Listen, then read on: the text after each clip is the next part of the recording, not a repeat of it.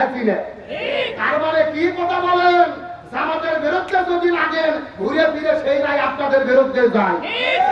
এই জন্য শিবিরকে ধন্যবাদ দেই, তারা বুদ্ধিবৃত্তির চূড়ান্ত জবাব দিয়েছে।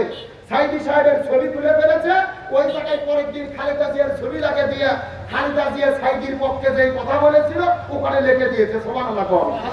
তারপরে সুখরঞ্জন বালি কি সাক্ষী দিয়েছিল সেটা লিখে রেখেছে। তারপরে এসকে সিনহা বলেছিল রায় তো আমরা দেই না, উপর থেকে ম্যাডাম যেটা যেটা বলে দেয় ওটা রায় দেয়, ওটাও লিখে দিয়েছে। ওরা চেয়েছিল সংঘর্ষ করতে, শিবির দাঁত ভাঙা জবাব দিয়েছে ঠান্ডা মাথায়। তার মানে বোঝা গেল রক্ত গরম কিন্তু মাথা ঠান্ডা। কথা বল না?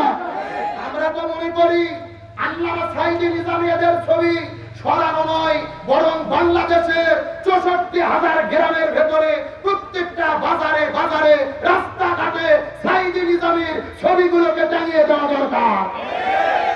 তার কারণে আল্লামা সাইদির ছবি দেখলে মানুষ ঘৃণা করে না। এমনও মুরব্বী মানুষ আছে আল্লামা সাইদির ছবি দেখলে নিজের অজান্তেই তারা কেঁদে ফেলে। তার কারণ আল্লামা সাইদি কন্তরতে ভালোবাসে। তাদেরকে রাজাকার বলতেছেন, এরা রাজাকার নয়, এদের অন্যায়ভাবে হত্যা করা হয়েছিল, এটা বিন্দু মাত্র কোনো সন্দেহ নাই। আজকে ঢাকা বিশ্ববিদ্যালয় কর্তৃপক্ষ রাজগুলোতে রাজনীতি নিষিদ্ধ করেছে ছাত্রদের, আর বাম সংগঠনের নাম দিয়ে ইসলামী ছাত্র শিবির পানির ফিল্টার দিয়েছিল। আপনারা জানেন ঢাকাতে ভালো পানি পাওয়া যায় না, সুন্দর পানির ফিল্টার দিয়েছে ছাত্রদের পানি খাওয়ার জন্য। বাম সংগঠনের নাম দিয়ে পানির ফিল্টার গুলো যায় ভেঙে ফেলছে। আমরা প্রশ্ন করতে চাই, দোষ করলে শিবির করছে, ঘৃণা হলে শিবিরের উপরে করো, সন্ত্রাস হলে শিবিরকে জবাব দাও। পানির ট্যাঙ্কি কি দোষ করলো?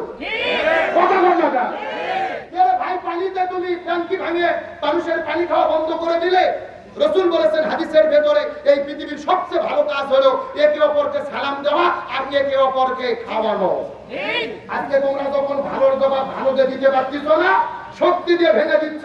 আজকে নিউজ এসেছে যারা পানির ট্যাঙ্কি ভেঙেছে তারা নিষিদ্ধ সংগঠিত সংগঠন, ওই ছাত্রলীগের সন্ত্রাসী। সুতরাং আমরা বলতে চাই এরা বাম নাম দিয়ে, শাহবাগী নাম দিয়ে, ওই বামদের উপরে ভার করে জঙ্গি সন্ত্রাসী ছাত্রলীগ যদি মাঠে নামতে চায় এদেরকে আবারও প্রয়োজনে দাঁত ভাঙা জবাব দিতে হবে।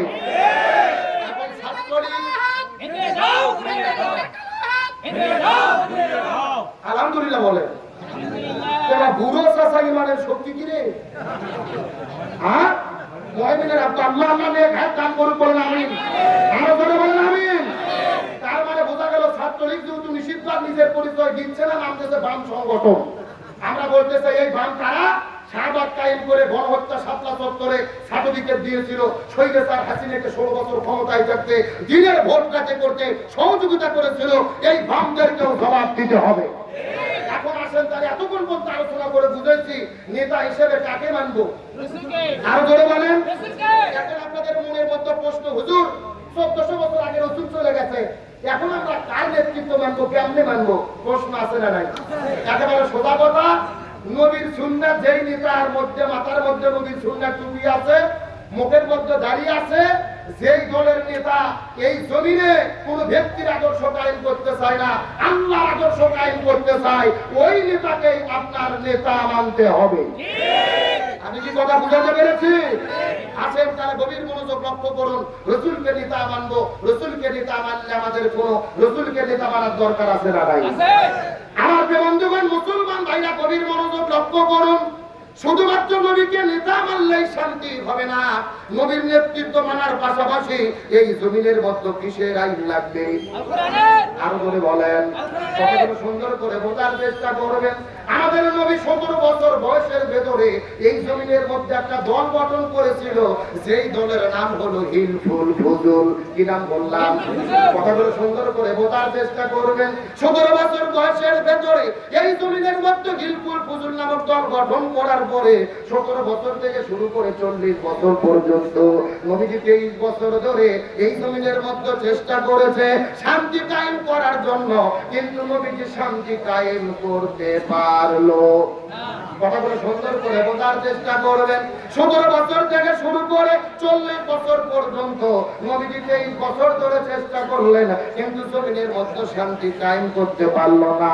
কিন্তু নবীজির বয়স যখন 40 বছর হয়ে গেল, আল্লাহ নবীজির উপরে যখন কোরআন নাযিল করলেন, এই কোরআনটা যখন নবীজির উপরে কায়েম হয়ে গেল, আর নবীজি কোরআনের দাওয়াত দেওয়া শুরু করলেন। 40 বছর থেকে শুরু করে 63 বছর পর্যন্ত 23 বছর ধরে নবীজি কোরআনের দাওয়াত দিয়েছে। এই জমিনের মধ্যে যখন কোরআন কায়েম হয়ে গেল, এই জমিনের মধ্যে তখন শান্তি প্রতিষ্ঠা হয়ে গেল।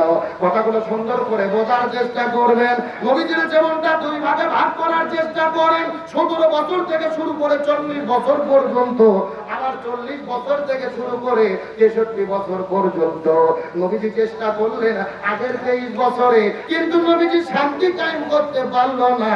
কিন্তু পরে 23 বছরে নবীজি কেন শান্তি কায়েম করতে পারলো?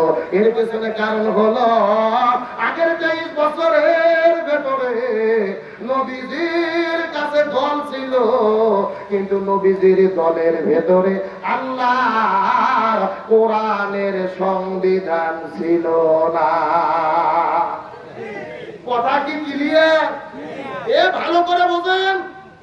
আপনার আমার মতো 2 টাকার ছুটকে ফাটকে হুজুর না, এলাকার তেল তেলা বয়ানদার নেতা না।